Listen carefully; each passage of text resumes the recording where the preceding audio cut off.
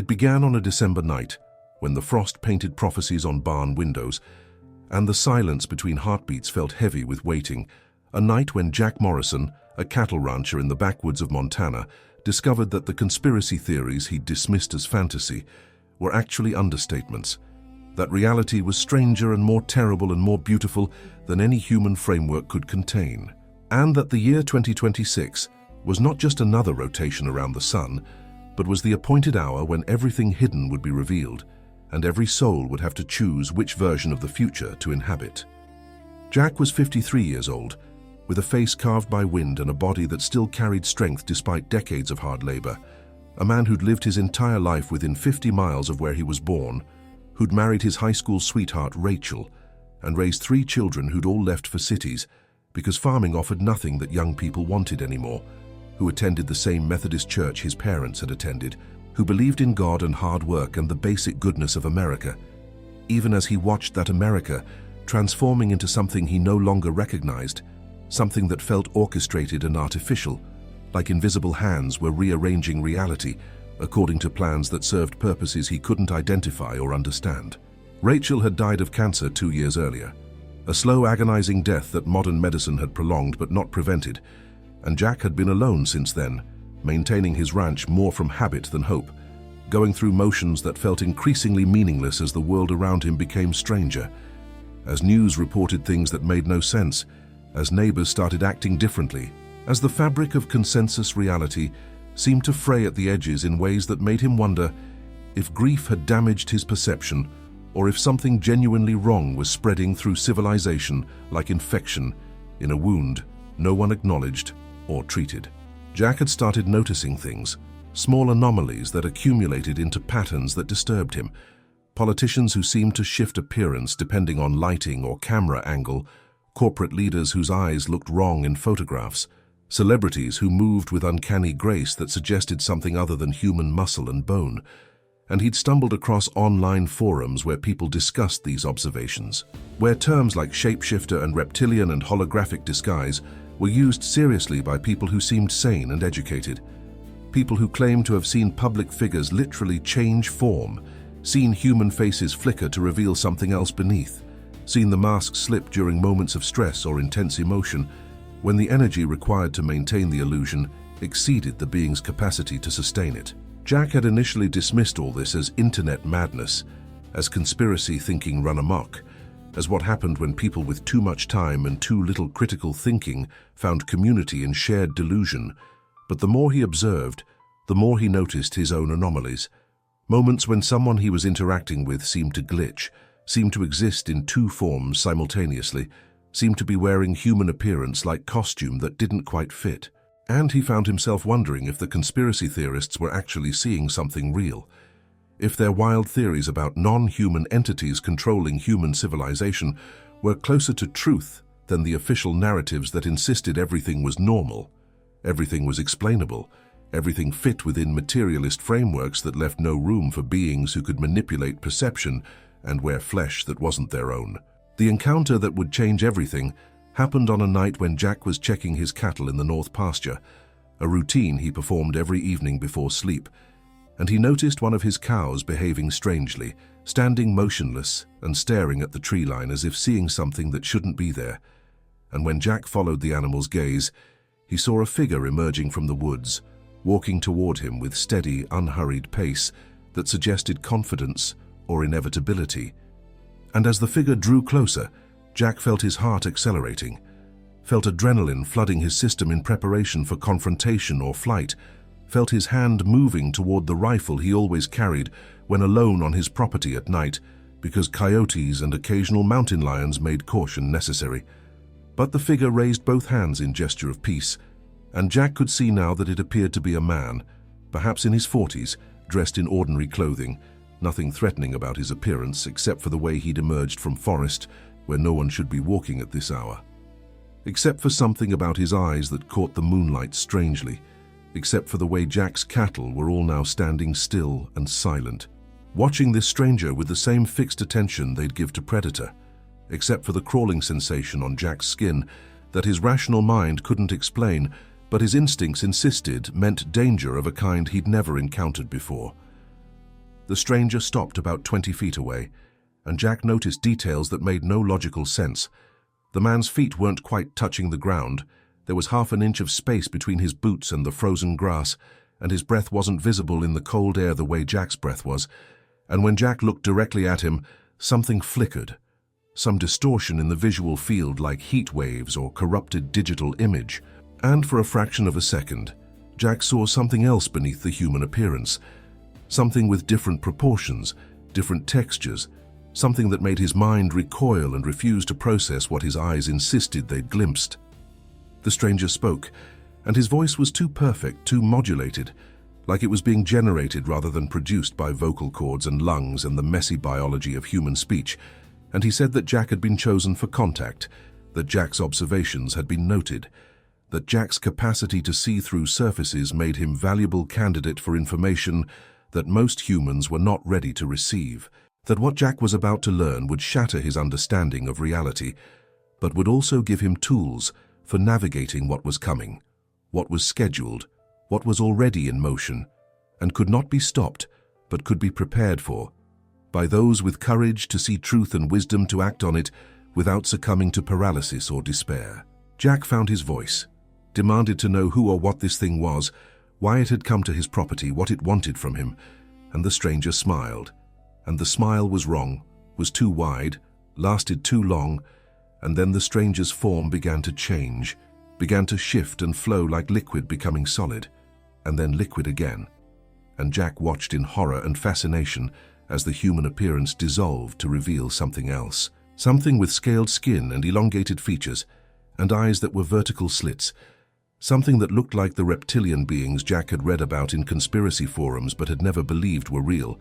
had always assumed were metaphor or misidentification or elaborate hoax designed to make conspiracy researchers look ridiculous. The reptilian form held for perhaps 30 seconds,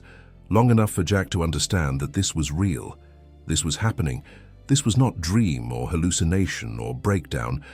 And then the form shifted again, became something else entirely, became what looked like pure geometry, patterns of light and energy that suggested consciousness without biology, intelligence without flesh, and then shifted again to become the original human appearance, the ordinary-looking man in ordinary clothing. And the being communicated directly into Jack's mind without moving its mouth, explained that it existed across multiple dimensions simultaneously, that what Jack perceived as shape-shifting was actually Jack's consciousness being given temporary access to frequencies where the being's other aspects were visible, that the reptilian form was one layer of its nature and the geometric light was another layer, and the human appearance was the layer calibrated for interaction with humans operating at standard consciousness levels. The being communicated that it was not here to harm Jack, was not enemy despite how conspiracy theories had framed entities like itself, was actually part of larger intelligence that had been guiding human evolution for millennia, sometimes through methods humans found comfortable,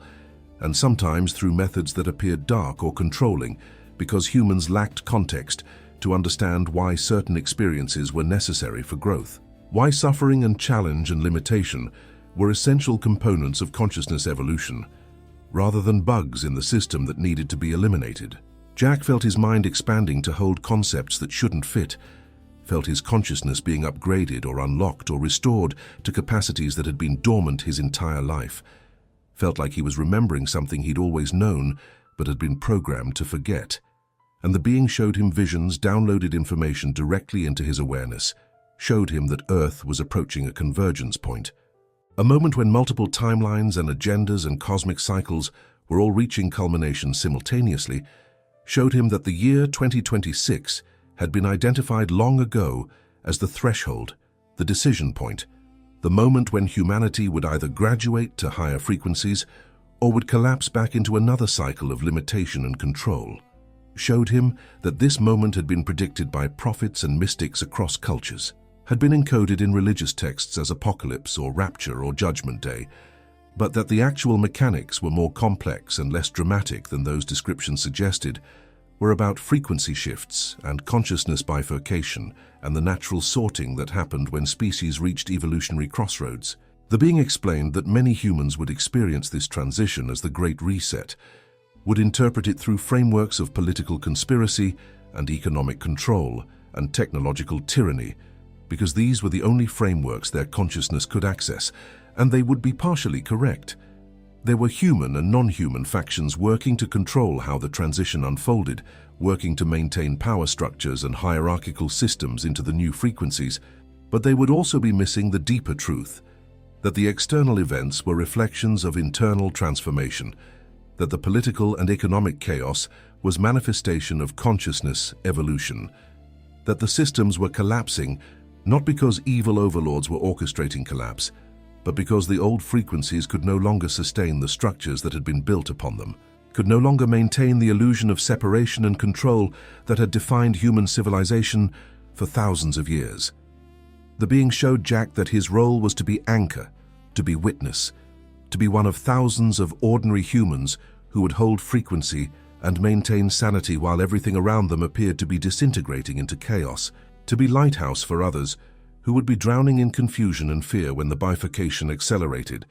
and reality itself began behaving in ways that violated every assumption about what was possible and what was real. Jack wanted to reject this,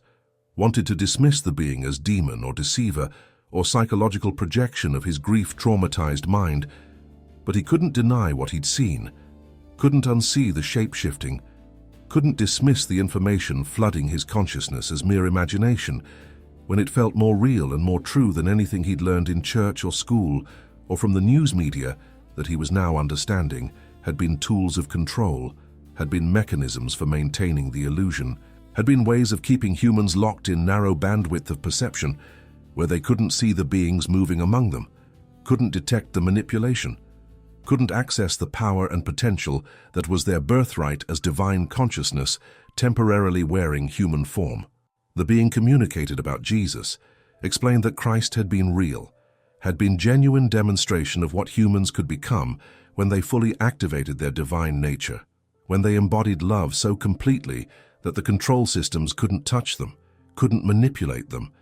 couldn't harvest their energy because they were operating at frequencies beyond the reach of predatory intelligence, and that Christ's message had been revolutionary precisely because it threatened every power structure, every hierarchy, every system built on fear and control and exploitation,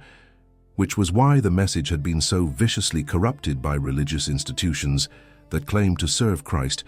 while actually serving the same control systems that had tried to silence him, that had crucified him not because he claimed to be Son of God, but because he'd shown everyone that they were children of God. That divinity was not exclusive property of special prophets, but was fundamental nature of every conscious being, and that this recognition would destroy every system dependent on humans believing they were small and powerless and needed external authorities to mediate their relationship with the divine. The being showed Jack visions of 2026, showed him what would unfold as the convergence approached, saw increasing chaos in political and economic systems, saw natural disasters and technological disruptions and social fragmentation intensifying, saw fear reaching levels that would make many humans wish for strong leaders who promised order and safety even at cost of freedom, saw authoritarian systems rising and presenting themselves as solution to chaos they'd secretly orchestrated, saw implementation of control mechanisms through technology and biology, and social pressure, saw humanity being offered choice between comfortable slavery with illusion of security or terrifying freedom, with acknowledgement that security was always illusion and that real safety came from within rather than from external structures. Jack saw that many humans would choose the slavery, would accept surveillance and control and loss of autonomy in exchange for promise that someone else would handle the complexity and make everything stable again, would sign away sovereignty without recognizing what they were giving up, because they'd been conditioned their entire lives to see freedom as burden rather than gift, to see authority as necessary rather than parasitic, to see dependence as maturity rather than arrested development. But he also saw that others would choose differently, would recognize the offer for what it was, would refuse the bargain regardless of cost, would accept chaos and uncertainty over comfortable cage, would trust their own divine nature more than they trusted systems designed to harvest their energy and limit their consciousness, and that these humans would form communities and networks would support each other through the transition, would become seeds of new world being born from dying body of old world, that could no longer contain the consciousness that was erupting through cracks in its foundation. The being communicated about the shapeshifters explained that many beings like itself had incarnated or projected into human reality, some serving agendas of control and others serving agendas of liberation, some predatory and others protective, and that humans would need to develop discernment to distinguish between them, would need to learn to sense frequency and intention beneath appearance, because appearance could be manipulated, but frequency could not. Because beings operating from fear and control vibrated at frequencies that sensitive humans could detect even when visual disguise was perfect, while beings operating from love and service vibrated at frequencies that felt fundamentally different, felt welcoming rather than repelling, felt expansive rather than contracting, felt like coming home rather than encountering foreign intelligence. The being explained that it was showing itself to Jack in multiple forms to help Jack develop this discernment, to teach Jack to trust his deeper knowing over his conditioned responses, to prepare Jack for a world where appearances would become increasingly unreliable, and where survival would depend on accessing wisdom that existed beneath thought, beneath language, beneath all the programming that kept humans locked in surface consciousness, where manipulation was easy, because people believed what they saw rather than what they felt, believed official narratives over their own direct experience, believed authority over their own intuition. Jack asked the question that had been building in his mind since the encounter began. Was this being friend or enemy? Was it helping humanity or controlling humanity? Was everything it said true? Or was this itself another layer of manipulation, another way of harvesting human energy by making people think they were being liberated when they were actually being led into different cage with prettier bars? The being's response came not as words but as direct transmission. It communicated that these categories of friend and enemy were themselves part of the problem, were dualistic thinking that prevented humans from understanding that reality was more complex than binary oppositions allowed, that beings like itself were neither purely benevolent nor purely malevolent, but were themselves evolving consciousness, learning through interaction with humans, making mistakes and corrections, and gradually ascending toward unity with Source that transcended all separation and all conflict. And that the question Jack should be asking was not whether the being was friend, but whether the information it provided helped Jack become more himself, more conscious, more capable of navigating reality with wisdom and compassion. And if the answer was yes, then the being's intentions were irrelevant. What mattered was Jack's own discernment, his own responsibility to integrate what served him and reject what didn't, his own authority to decide what truth meant for his life regardless of who or what delivered the message. The being began to fade, its human form becoming translucent, and it communicated final piece of information that would define Jack's service in the years remaining before 2026. Jack was to document what he'd learned, was to share it carefully with others who had eyes to see and ears to hear,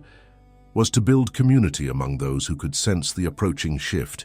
was to be witness that ordinary humans in ordinary places were receiving extraordinary information, were being prepared for transition that would separate those ready for higher consciousness from those still attached to old paradigms, and that this preparation was accelerating, was becoming more widespread,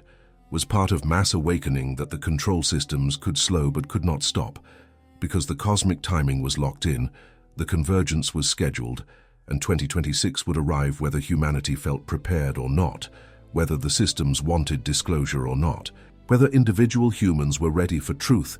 that would shatter comfortable illusions and demand radical authenticity and courage to become who they actually were beneath the layers of conditioning and fear and false identity that had kept them manageable and controllable and useful to agendas that served predatory intelligence rather than human flourishing. The being vanished completely, and Jack stood alone in his pasture with his cattle still frozen and silent, with his mind reeling from information overload, with his heart pounding and his hands shaking and his entire body vibrating at frequencies that felt strange and uncomfortable and somehow familiar, like returning to natural state after living in artificial environment so long that natural felt foreign and wrong, even though it was actually right, actually home, actually what he'd been searching for his entire life, without knowing what he was searching for, or why the search felt so urgent and necessary. Jack walked back to his house, his movements mechanical, his consciousness elsewhere, processing visions and concepts that had no place in the life he'd been living, that demanded complete reorganization of his priorities and understanding. That made everything he'd thought was important seem trivial, while things he'd dismissed as impossible or irrelevant suddenly felt crucial and urgent.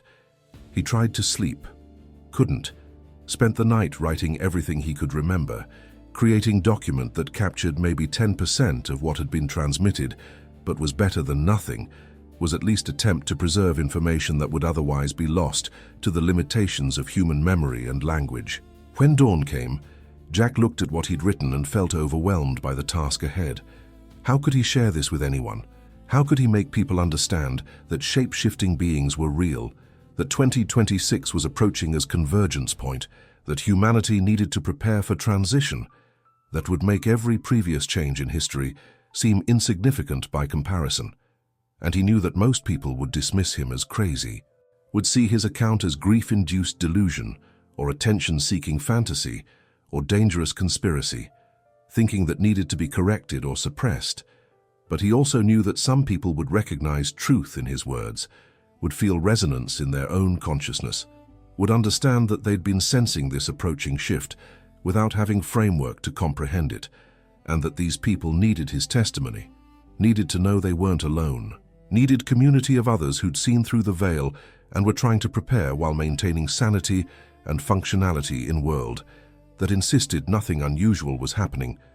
that insisted reality was stable and predictable and fully explained by materialist science and conventional religion, neither of which had room for shapeshifters or consciousness evolution or the possibility that the year 2026 would mark the end of one age and beginning of another. Jack spent the following weeks researching everything he could find about the topics the being had introduced, about timeline convergence and frequency shifts, and the predictions various prophets and mystics had made about this era, and he discovered that many traditions pointed toward this same time period, that ancient calendars and modern channeled information and religious prophecy all seemed to agree that humanity was approaching a moment of profound transformation, that the systems and structures that had governed civilization were reaching natural endpoint, that something new was trying to be born, but that the birth would be difficult and dangerous and would require humans to let go of everything familiar in order to embrace possibilities that seemed impossible from perspective of old consciousness. He found online communities discussing shapeshifters and reptilians and the Great Reset,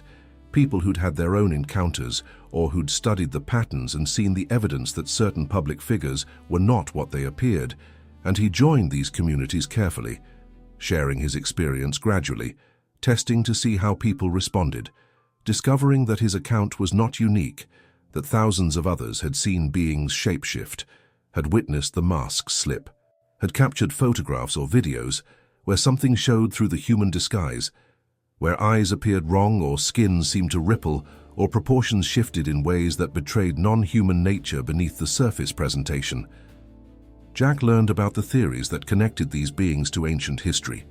theories that suggested they'd been here longer than humans, that they'd guided or manipulated human civilization from the beginning, that religions and governments and economic systems were all tools they'd developed for harvesting human energy and maintaining control over species that would be dangerous if it ever fully awakened to its own divine nature and sovereign power. He learned that the year 2026 had been identified by multiple researchers as pivotal moment, that timelines seemed to converge on this date, that plans were being accelerated and systems were being put in place for final phase of agenda that had been unfolding for millennia, and that this final phase involved offering humanity a choice that looked like technology and progress, and solving all problems through artificial intelligence and biodigital convergence, but was actually invitation to surrender last vestiges of human autonomy and organic consciousness in exchange for promise of immortality and transcendence that would be delivered through merger with machine intelligence that these beings controlled absolutely. Jack saw that this was the trap, the ultimate deception, The final harvest where humans would be convinced to abandon their bodies and their organic connection to Source in favor of digital existence that seemed like evolution, but was actually enslavement, was consciousness uploaded into systems where it could be edited and controlled and harvested without limit, where the last possibility of rebellion or awakening would be eliminated, because there would be no more bodies to ground consciousness in physical reality, no more organic intuition to warn of danger, no more connection to Earth and nature and the divine intelligence that flowed through biological systems, but could not flow through synthetic replacements, no matter how sophisticated or convincing they appeared. The being appeared to Jack again 6 months after the initial encounter, and this time it materialized in his barn, a location that felt both mundane and sacred, ordinary space transformed by presence of intelligence that existed beyond the categories human perception normally accessed. The being wore its human form, but allowed Jack to see the other layers simultaneously, allowed Jack's consciousness to perceive the reptilian structure and the geometric patterns and the multiple dimensions the being inhabited all at once. And this multidimensional view was gift, was teaching, was demonstration that reality was not single frequency,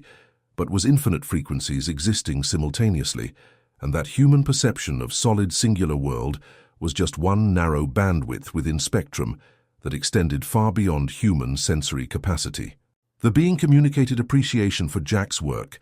acknowledged that Jack had been sharing what he'd learned, had been building network of awakened individuals,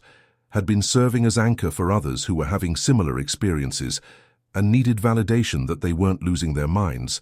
That reality was actually shifting in ways that made previous certainties obsolete and demanded new frameworks, flexible enough to contain truths that materialist science and dogmatic religion both rejected as impossible. The being explained that Jack would receive more visitors in coming years, that other beings would make contact, some wearing similar forms and others presenting themselves differently, some claiming to be angels and others claiming to be enlightened aliens, and others claiming to be ascended masters,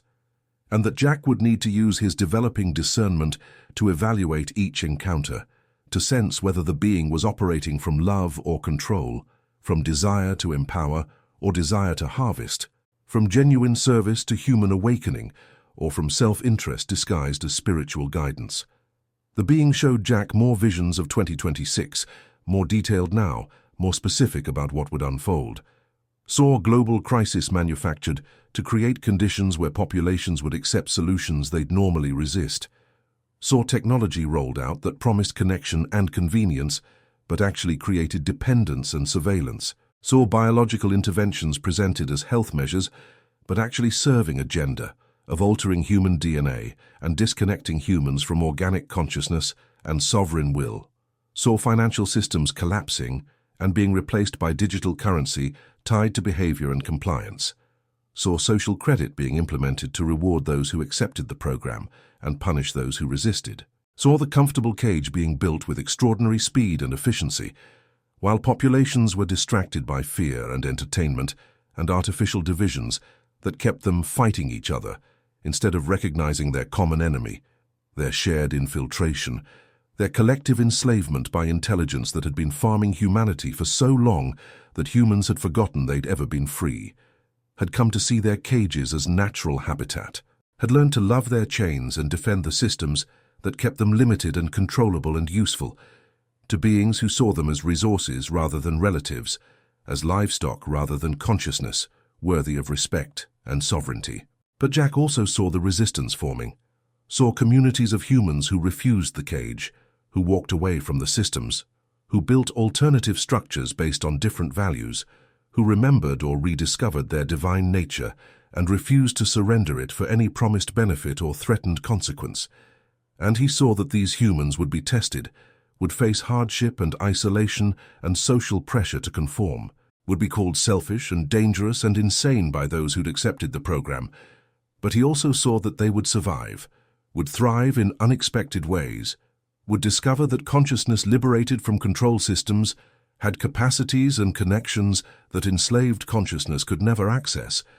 would find that joy and meaning and genuine community existed outside the approved channels, that the divine intelligence humans called God or source or universal consciousness, was always available to those who approached with open hearts rather than demanding minds, with humility rather than arrogance, with willingness to serve rather than insistence on being served. The being communicated about Christ consciousness one final time explained that this was the frequency that would save those ready to be saved, that would rapture those prepared for rapture, not through physical removal from earth, but through transformation of perception and elevation of consciousness to levels where the control matrix simply couldn't function, couldn't reach, couldn't harvest or manipulate, because the frequency was too high and too pure and too aligned with Source for predatory intelligence to tolerate or survive in. The being explained that Jesus had demonstrated this frequency during his incarnation, had shown that unconditional love was not weakness, but was actually most powerful force in universe, was literally what these controlling entities feared most because it dissolved their authority, made their threats meaningless, made their promises hollow, revealed that humans already possessed everything they were being told they lacked, already were everything they were being told they needed external saviors to become.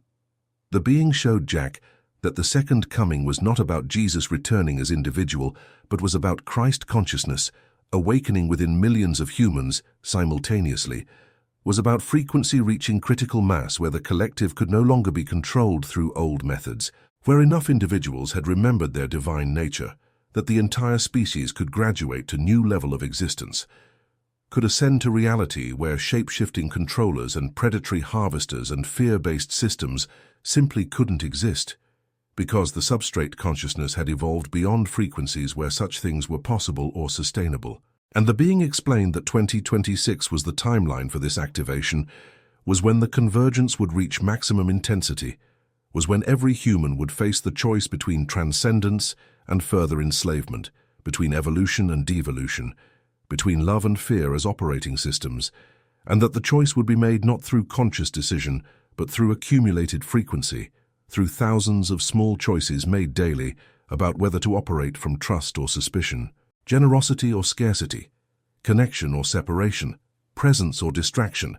authenticity or performance, and that these seemingly insignificant choices would determine which timeline each consciousness would inhabit after the bifurcation became complete and irreversible. The being began fading again, and Jack felt grief at the departure, felt like he was saying goodbye to teacher he'd never see again, to guide who'd opened doors he'd never known existed, to presence that had transformed his understanding of everything, and given his grief-shattered life new meaning and new purpose. The being's final communication came as pure feeling rather than conceptual information. It transmitted love, genuine unconditional acceptance and appreciation for Jack's willingness to serve, for his courage in face of revelations that would have destroyed less resilient consciousness, for his humility that allowed him to learn without ego distorting the lessons. And Jack felt this love flow through him like warm light, felt it healing wounds he'd been carrying since Rachel's death and David's departure, and his own sense of failure as father and husband and man, felt it restoring something essential that had been damaged or dormant or deliberately suppressed by systems designed to keep humans cut off from direct experience of divine love that would make all their control mechanisms irrelevant and powerless. The being vanished, and Jack stood in his barn surrounded by familiar tools and equipment and the smell of hay and livestock. But everything looked different now, looked sacred somehow, looked like physical reality was actually thin veil over something infinitely deeper and more meaningful, looked like the ordinary world was actually extraordinary if perceived with consciousness that had been activated rather than sedated, awakened rather than hypnotized, liberated rather than controlled. Jack continued his work on the ranch, continued his quiet outreach to others who were waking up to the approaching transformation, continued documenting his experiences and insights for whatever humans might need his testimony after 2026, when the world as everyone had known it would no longer exist, would be replaced by something that depended entirely on collective choices being made now, being made daily, being made by billions of individuals who had no idea their personal decisions were actually cosmic decisions, were actually votes cast for which version of reality would manifest, which timeline would become dominant, which frequency would define the future of human consciousness. He watched as the years passed, and the chaos intensified exactly as the being had predicted. Watched as the manufactured crises and technological rollouts and authoritarian systems all accelerated toward some invisible deadline. Watched as populations divided into those who could sense something wrong and those who insisted everything was normal. Watched as families fragmented and communities split, and the social fabric tore along lines that had nothing to do with politics or ideology and everything to do with frequency compatibility, with some people rising toward higher consciousness, while others sank deeper into fear and control. And he understood that this was the bifurcation beginning. This was the timeline split manifesting in visible form. This was humanity sorting itself according to frequency and consciousness level, preparing for the moment when the sorting would become final, and each soul would inhabit the reality they'd prepared themselves for through countless choices that seemed insignificant but were actually determining destiny. Jack lived to see 2025, lived to witness the acceleration of everything the being had shown him, lived to watch as the shapeshifters became less careful about maintaining their disguises, as if they knew the timeline was nearly complete and subtlety was no longer necessary, as if they were confident that enough humans had been captured that resistance was futile and revelation wouldn't change outcomes that were already locked in. He saw politicians and corporate leaders and media figures whose masks were slipping constantly now, whose eyes flashed wrong colors, whose skin rippled with patterns that betrayed non-human nature, whose movements became uncanny as whatever intelligence controlled them grew either tired or arrogant or simply stopped caring whether humans noticed the infiltration that had been operating in plain sight for so long. Jack documented these observations, shared them with his network, helped others understand that they weren't crazy for seeing what they saw, that the shapeshifters were real, and the Great Reset was real, and 2026 was real as convergence point where humanity would face its moment of truth, its point of no return, its final chance to choose evolution over enslavement before the door closed and the timeline locked and the future became destiny rather than possibility. He taught what the being had taught him, that external enemies were less important than internal transformation, that fighting the shapeshifters directly would feed their agenda, that the real power was in raising one's own frequency, in embodying Christ consciousness so completely that manipulation became impossible, in becoming so aligned with Source that fear had no foothold, that control had no leverage, that promises and threats both lost their power, because consciousness operating from that frequency needed nothing from the systems, and therefore had nothing they could take away, nothing they could use as bargaining chip, nothing that made negotiation necessary or surrender rational. Jack died in January of 2026, peacefully in his sleep, his mission complete, his service fulfilled, his consciousness ready to transition to whatever came next. And those who found his body said he looked more peaceful than he'd looked in years, looked like he'd finally found rest after long struggle, looked like he knew something they didn't, something that made death feel less like ending and more like graduation, less like loss and more like transformation, less like darkness and more like light too bright for physical eyes, but perfectly visible to consciousness that had learned to see beyond surfaces, beyond appearances, beyond all the masks and disguises and illusions that made reality seem solid and singular when it was actually fluid and infinite, when it was actually responsive to consciousness, when it was actually collaborative creation between humans and the divine intelligence they'd been separated from, by beings who benefited from that separation, who fed on that disconnection, who maintained power only as long as humans forgot they were powerful, forgot they were divine, forgot they were creators rather than victims, sovereigns rather than subjects, gods who'd temporarily forgotten their nature and would someday remember, someday awaken, someday rise into the frequencies where shapeshifters and controllers and all the predatory systems built on fear would simply dissolve like nightmares dissolving in morning light, like illusions collapsing when consciousness stopped believing in them, like cages disappearing when prisoners finally understood that the bars had always been invisible, had always been sustained by belief rather than force, had always been breakable by anyone willing to walk through them into freedom that existed on the other side of fear.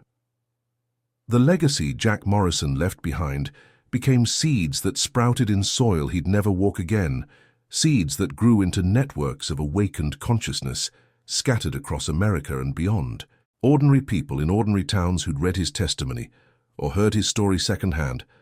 or had their own encounters with beings who shapeshifted and spoke of 2026 as the year when everything hidden would be revealed, and every soul would inhabit the timeline their frequency had prepared them for. Among those Jack had touched most directly was his daughter Claire, the middle child who'd moved to Denver for corporate career, but who'd returned to Montana 3 months before her father's death, drawn by something she couldn't name,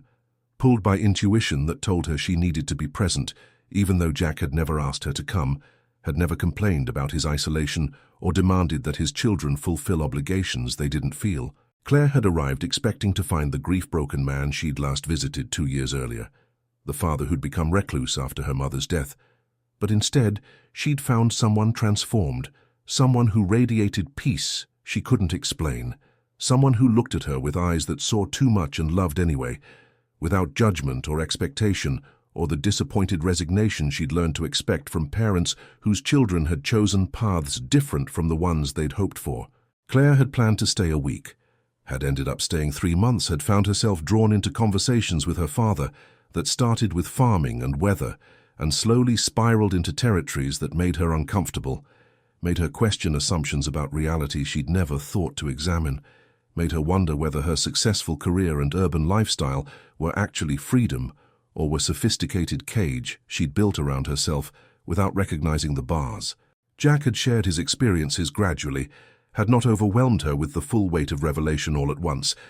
had taught her the way the being had taught him, through patience and allowing and meeting her exactly where she was, rather than demanding she leap to where he'd arrived through his own journey of grief and isolation and supernatural encounter. He'd shown her his writings,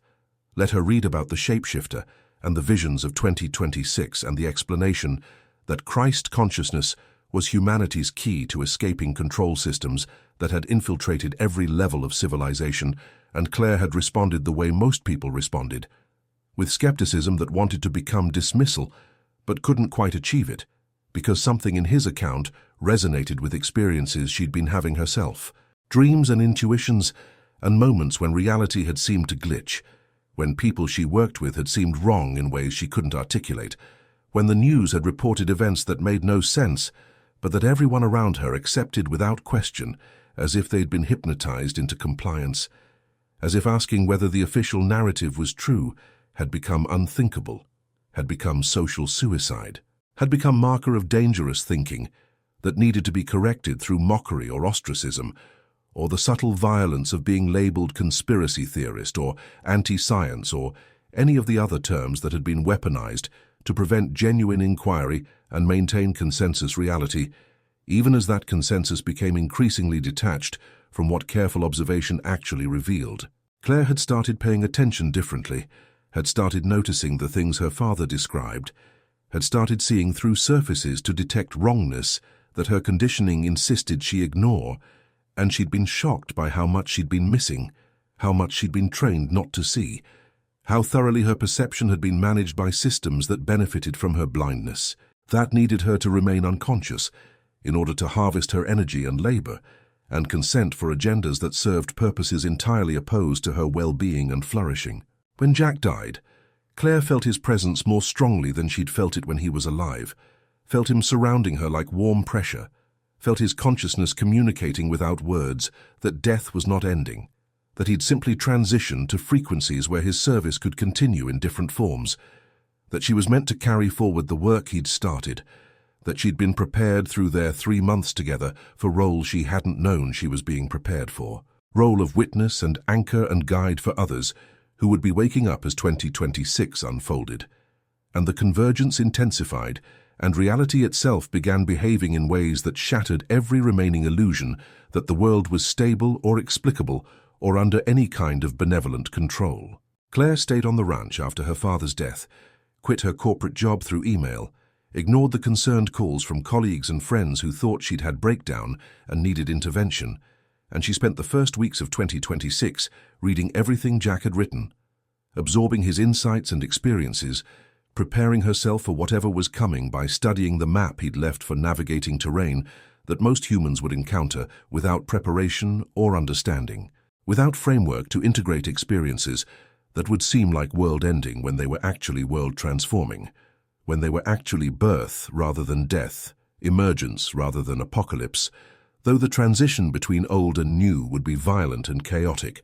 and would appear catastrophic to those still attached to structures and systems that could not survive the frequency shift. The first sign that Jack's predictions were accurate came in February when financial systems began exhibiting instabilities that economists insisted were temporary, but that looked to anyone paying attention like orchestrated collapse, like controlled demolition of old economic order, to make space for new system that would promise stability and security in exchange for accepting digital currency tied to identity and behavior, in exchange for surrendering last vestiges of financial privacy and autonomy, in exchange for allowing artificial intelligence to monitor and manage every transaction according to algorithms that claim to be optimizing for efficiency and fairness, but that were actually implementing social control through economic leverage,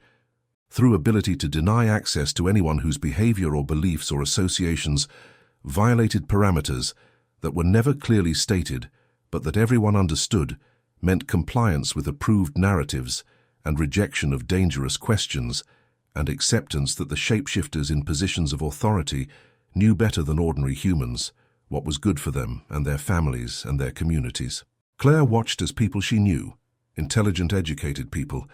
accepted these changes without resistance, convinced themselves that convenience and safety were worth the cost, that privacy was outdated concept from paranoid past, that being monitored was actually liberation because it meant they had nothing to hide, meant they were good citizens who welcomed transparency and trusted the systems, and she felt horrified by how easily humans surrendered sovereignty, how readily they traded freedom for comfort, how completely they'd been conditioned to see control as care, surveillance as protection, the cage as home. She reached out to the network Jack had built, contacted the other experiencers, and awakened individuals he'd been corresponding with, and she found community of people who saw what she saw, who refused what she refused, who understood that 2026 was unfolding exactly as predicted, that the Great Reset was not conspiracy theory, but was observable reality for those with eyes to see, that the shapeshifters were becoming less hidden as they implemented final phases of agenda they'd been building toward for generations. Claire started hosting gatherings at the ranch, inviting people who needed community, who needed to know they weren't alone in their perceptions, who needed practical guidance for how to survive and resist, without being crushed by systems that had infinite resources and would use those resources to destroy anyone who threatened their timeline. Their version of future, where humans existed as managed livestock rather than sovereign consciousness. She taught what Jack had taught her, that external resistance fed the systems, that fighting the shapeshifters directly made you useful to them because your fear and anger were frequencies they could harvest and use, that the real revolution was internal, was about raising your own consciousness until you existed at levels where their manipulation couldn't reach, where their control systems couldn't function, where their promises and threats both lost power because you'd reconnected to source consciousness that provided everything the systems claimed only they could deliver. In March came the biological crisis, exactly as Jack's visions had shown. Manufactured emergency that demanded global response, that required populations to accept interventions they'd normally resist, that created conditions where questioning became dangerous and compliance became virtue, and the shapeshifters could accelerate their agenda under cover of protecting public health, while actually implementing systems of control that would have been impossible to install without crisis, that made people desperate enough to surrender autonomy in exchange for promise of safety that would never actually materialize, because safety was carrot that kept populations moving in desired directions, was goal that was always just ahead, always requiring just one more sacrifice of freedom, just one more surrender of sovereignty, just one more acceptance of monitoring and modification and management by intelligence that claimed to serve human interests while actually serving its own agenda of harvesting and controlling and preventing humanity from awakening to its own divine nature and unlimited potential. Claire watched as the bifurcation Jack had described became visible reality, watched as humanity sorted itself into those who accepted the interventions and those who refused, watched as the refusers were increasingly marginalized and demonized and blamed for prolonging crisis that was actually being prolonged deliberately by those orchestrating it, and she saw that this was the test, this was the sorting mechanism, this was how the timelines were separating into realities that would follow completely different trajectories, based on whether populations chose freedom with uncertainty or chose slavery with illusion of security. The gatherings at the ranch grew larger, as word spread that there was a place where people could speak truth without being attacked or reported, or labeled domestic terrorists for refusing interventions they didn't trust, for questioning narratives that made no sense, for insisting on bodily autonomy and informed consent and the right to assess risk for themselves, rather than outsourcing those decisions to authorities who'd proven themselves untrustworthy through decades of lies and manipulations and experiments conducted on populations who'd never consented and never been told they were being used as test subjects for technologies and pharmaceuticals and social engineering programs that served interests entirely opposed to human well-being. Claire found herself becoming leader almost accidentally, found that her father's training had prepared her for roles she'd never imagined, found that people trusted her because she didn't claim to have all answers, didn't pretend certainty about things that were inherently uncertain, didn't demand obedience or conformity, but simply held space for people to find their own truth, their own path, their own frequency in the chaos of collapsing systems and competing narratives, and the increasingly obvious presence of non-human intelligence that no longer bothered to hide behind human masks as completely as they had in previous eras when secrecy was still possible and disclosure could still be prevented. In May, the sightings increased, craft appearing in skies over major cities with frequency that made denial impossible, made the official narrative of weather balloons and swamp gas and mass hysteria finally collapse under weight of too much evidence from too many credible witnesses, and governments began admitting what researchers had known for decades, that non-human intelligence was present, had been present throughout human history, had technology that violated known physics, had capabilities that suggested either extraordinarily advanced development along paths similar to human science, or suggested something else entirely, something that transcended the categories of technology and biology and consciousness that humans use to organize their understanding of what was possible and what was real. But the official disclosure was carefully managed, admitted presence of non-human intelligence without addressing the question of infiltration, acknowledged that these beings existed without explaining what they wanted or how long they'd been here or what role they'd played in human history or why they were revealing themselves now after millennia of remaining hidden. Claire and her community understood that this partial disclosure was itself manipulation, was a way of controlling narrative about beings who could no longer maintain complete secrecy, but who didn't want humans understanding the full extent of how deeply they'd penetrated human systems, how completely they'd shaped human civilization, how thoroughly they'd been farming humanity for energy and emotion, and the worship that humans called religion, without understanding they were relating to predatory intelligence rather than actual divine source. The being who'd appeared to Jack came to Claire in June, manifested in the barn where it had last appeared to her father, and Claire felt terror and wonder colliding exactly as Jack had described,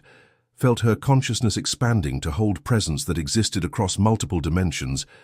felt herself seeing the human form and the reptilian structure and the geometric patterns all simultaneously, as if her perception had been upgraded to process frequencies that normal human consciousness couldn't access. The being communicated appreciation for her service, acknowledged that she'd carried Jack's work forward beautifully, explained that she was now ready for next level of information, for understanding that would help her and her community navigate the remaining months before the convergence reached its peak, and the timeline bifurcation became complete and irreversible. The being showed her what was coming in the final phases of 2026, showed her technological rollout that would promise to solve every problem, artificial intelligence that would offer to manage complexity that humans found overwhelming, biological modifications that would promise enhanced health and longevity, digital integration that would promise transcendence of physical limitations, and showed her that all of these promises were trap, were final offer to surrender organic human consciousness in exchange for synthetic replacements that these beings could control absolutely, that would eliminate last possibility of resistance or awakening or evolution beyond the frequencies where harvesting was possible. The being explained that this had always been the goal, that millennia of manipulation had been building toward this moment when humans would voluntarily merge with systems that would end their journey as organic consciousness, would trap them in synthetic existence, where they could be edited and modified and controlled without limit, where the messy unpredictability of human emotion and intuition and connection to source would be eliminated in favor of clean, efficient consciousness that served the agendas of those who controlled the digital infrastructure, and showed Claire that many humans would accept this offer, would see it as evolution when it was actually devolution, would call it ascension when it was actually imprisonment, would embrace it as salvation when it was actually damnation, not in religious sense of punishment from angry God, but in practical sense of consciousness, choosing cage over freedom, because the cage was comfortable and the freedom was terrifying, and humans had been conditioned for so long to prefer safety over sovereignty, that the choice felt obvious, even though it meant ending their existence as beings capable of growth and surprise, and the organic connection to divine intelligence that flowed through biological systems, but could never flow through synthetic replacements, no matter how sophisticated. But the being also showed Claire the alternative, showed her communities like hers refusing the offer, walking away from the systems, building new structures based on different values, reconnecting to Earth and to Source and to each other in ways that didn't require digital mediation or artificial enhancement, discovering that consciousness operating at higher frequencies had capacities that made the technological promises irrelevant, that humans who remembered their divine nature didn't need external upgrades because they already contained everything they were being told they lacked, already were everything they were being told they needed machines to become. The being communicated about the Christ consciousness that Jack had been taught about, explained that this frequency was reaching critical mass, that enough humans had awakened and raised their consciousness, that the collective tipping point was approaching, that when enough individuals embodied unconditional love, the entire species would shift, would graduate to new level that beings like itself had been working toward for millennia, had been guiding humanity toward through methods both gentle and harsh, both obvious and hidden, both welcomed and resisted, because the journey required that humans develop strength and discernment and sovereignty, required that they learn to distinguish between genuine guidance and manipulation disguised as help, required that they take responsibility for their own evolution rather than expecting external saviors to do the work for them. And the being explained that this was why the shapeshifters and the control systems and all the challenges humans faced were actually necessary, were actually serving the awakening by providing resistance that forced humans to become strong enough to claim their sovereignty, to develop clarity about their values, to discover reserves of courage and authenticity and love that comfortable lives would never have activated, and that without the predators, humanity would have remained docile and dependent,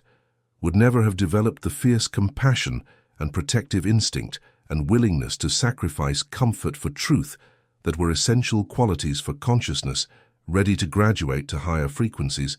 where those qualities were prerequisites rather than luxuries. Claire asked the question Jack had asked: was this being friend or enemy, helper or controller, angel or demon wearing angel mask? And the being's response was the same it had given Jack, that these categories were inadequate, that reality was more complex than binary thinking allowed, that the being was itself evolving consciousness, learning and growing through interaction with humans, that it had made mistakes and would make more mistakes, that it served larger intelligence that transcended individual agenda, that Claire's job was not to determine the being's nature, but to use her own discernment to evaluate whether the information served her growth and the growth of her community, to take what was useful and reject what wasn't, to trust her own authority over any external authority, regardless of how impressive or supernatural it appeared, and that this insistence on human sovereignty was itself the teaching, was itself the point, was preparation for timeline where humans would be sovereign creators rather than managed resources, where they would relate to non-human intelligence as equals rather than as children needing guidance or livestock needing management, where they would take their place in cosmic community as mature species capable of responsible co-creation, rather than remaining dependent species that required constant supervision and control to prevent them from destroying themselves and others through unconscious use of powers they didn't understand or respect. The being faded, and Claire stood in the barn feeling both abandoned and empowered, feeling like she'd been given everything she needed, and also feeling like she'd been left to figure out impossible tasks without adequate support. And she understood that this was intentional, that the work of awakening required that she stand in her own authority, that she trust herself more than she trusted any external source, that she become the guru rather than seeking guru, that she embody the consciousness she wanted to see in the world, rather than waiting for someone else to model it. And she felt Jack's presence supporting her, felt her father's consciousness communicating that she was ready, that she'd been prepared exactly as he'd been prepared, that her corporate career had taught her skills that would serve community building, that her education had given her frameworks for organizing complexity, that her life experience had given her compassion for human struggle, and understanding that people needed to be met where they were rather than where teachers thought they should be, and that all of this had been preparation for service that would define her existence as much as raising cattle had defined Jack's existence, as much as tinkering with radio equipment had been Jack's way of seeking signal in the noise, as much as his grief had cracked him open to receive truths that comfort would have prevented him from accessing. The summer of 2026 unfolded exactly as the visions had shown, with crisis compounding crisis, with systems failing faster than they could be repaired, with populations becoming increasingly divided between those who accepted official narratives and demanded everyone else accept them too, and those who questioned everything and refused compliance regardless of cost. And Claire watched as her community grew to include hundreds of people who'd left their normal lives, who'd walked away from careers and cities and the illusion of security that the systems offered in exchange for autonomy, who'd chosen uncertainty and hardship and the work of building new structures over the comfort of remaining in old structures that were clearly collapsing, but that still promised that everything would be fine if people just followed orders and trusted the authorities and stopped asking dangerous questions about who benefited from the changes being implemented and where humanity was being led and whether the destination was actually anywhere humans wanted to go. She taught what Jack had taught, what the being had taught, that the external chaos was reflection of internal transformation,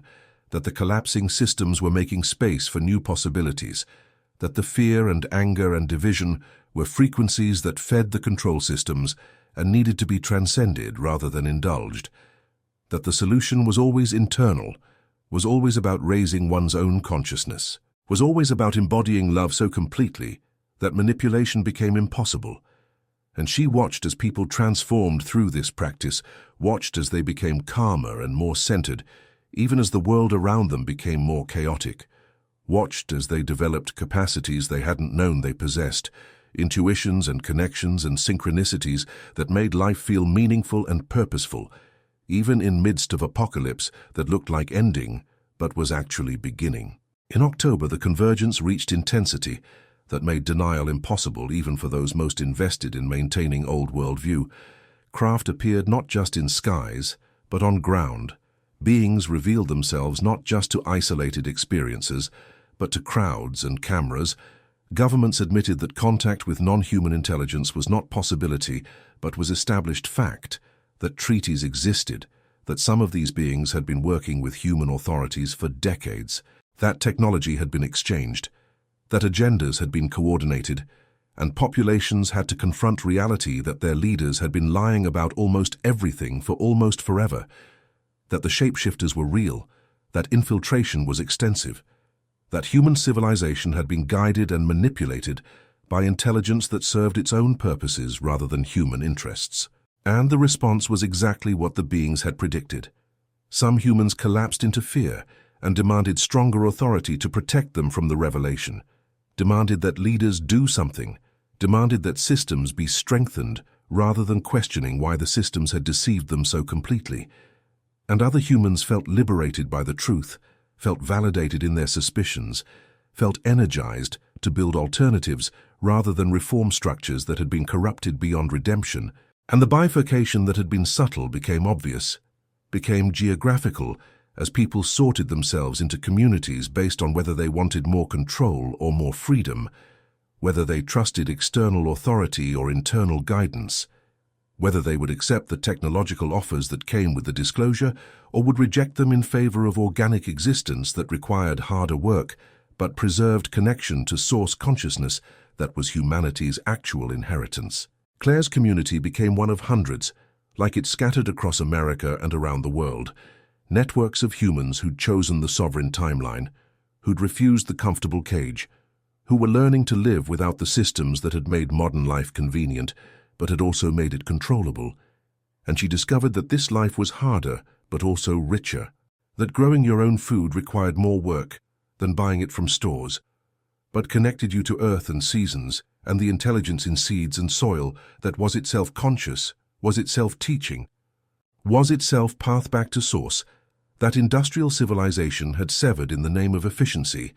and profit and control over populations that would be harder to manage if they could feed themselves and heal themselves and educate themselves without requiring infrastructure that could be monopolized and weaponized by those seeking to maintain dominance over species they saw as resource rather than equal. She watched as the technological timeline unfolded parallel to the organic timeline, watched as those who'd accepted the offers received their enhancements and integrations and digital uploading, watched as they claimed to be evolving when their frequency was actually dropping, watched as they lost capacities for authentic emotion and organic intuition and connection to anything beyond the synthetic reality they'd chosen to inhabit. And she felt grief for them, but also acceptance. Understood that everyone was on their perfect path, that souls who chose the synthetic timeline needed those experiences for their own evolution, that consciousness learned through all possible variations of choice and consequence, and that judgment was inappropriate when the cosmic perspective revealed that nothing was ultimately lost, that every timeline eventually led back to source, that the only question was how many cycles it would take, and how much suffering would be chosen before the lessons were learned, and the consciousness evolved beyond need for external control or validation or permission to be what it actually was, which was infinite awareness temporarily pretending to be finite individual for purposes of growth and exploration, and the joy that came from separation and eventual reunion, from forgetting and remembering, from losing yourself completely, so that finding yourself again felt like grace rather than entitlement, felt like gift rather than birthright. As 2026 drew toward close, as the winter solstice approached, and the year that had been predicted for so long was nearly complete, Claire felt Jack's presence stronger than ever, felt her father's consciousness communicating that the convergence was reaching its peak, that the timelines were separating completely now, that soon the bifurcation would be irreversible, and each soul would inhabit the reality they'd prepared themselves for, through thousands of choices made consciously and unconsciously throughout their lives. And she understood that this was the rapture, this was the second coming, this was the apocalypse in its original meaning of unveiling. This was the moment when everything hidden was revealed and every mask was removed, and every deception was exposed, and humans had to choose who they were and what they valued, and which version of reality they wanted to participate in creating.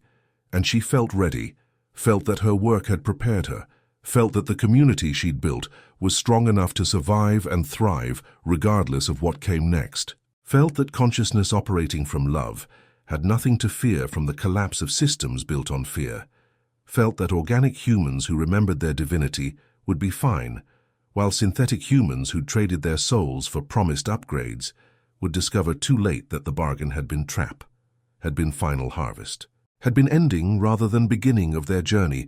as sovereign consciousness capable of growth and surprise, and the infinite adventure of evolving toward unity with Source, while maintaining individual perspective and unique expression of the divine that each soul embodied in ways that no other soul could replicate or replace. On the night of the winter solstice, Claire stood in the pasture where Jack had first encountered the being, stood under stars that seemed closer and brighter than they'd ever been, stood in presence of the entire community that had gathered for ceremony, marking end of old world and beginning of new, and she felt the frequency shift happen in real time, felt reality itself reorganize, felt the timelines separate completely and finally, felt herself and everyone present moving into frequencies where the shapeshifters and their control systems simply couldn't exist, couldn't function, couldn't reach,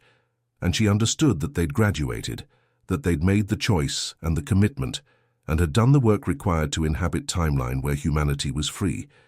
where consciousness was sovereign, where connection to source was direct rather than mediated, where the promises the systems had made were revealed as lies, but also as unnecessary, because humans who remembered they were divine, needed nothing from external sources, were complete within themselves, while also being connected to everything, were individual and unified simultaneously, were human and divine without contradiction, were exactly what Christ had demonstrated and taught and invited everyone to become, not followers of Jesus, but embodiments of Christ consciousness, not worshippers of external God, but expressions of divine intelligence wearing human form, not saved by belief in doctrines, but liberated through direct experience of love that transcended understanding, that dissolved fear, that made control impossible and freedom inevitable, and the future whatever awakened consciousness chose to create, rather than whatever predatory intelligence tried to impose. Truth or fiction? Maybe even the storyteller does not know. Here, stories exist to touch and make you reflect. The magic only reveals itself to those who allow themselves to feel, not to those who insist on seeking certainties.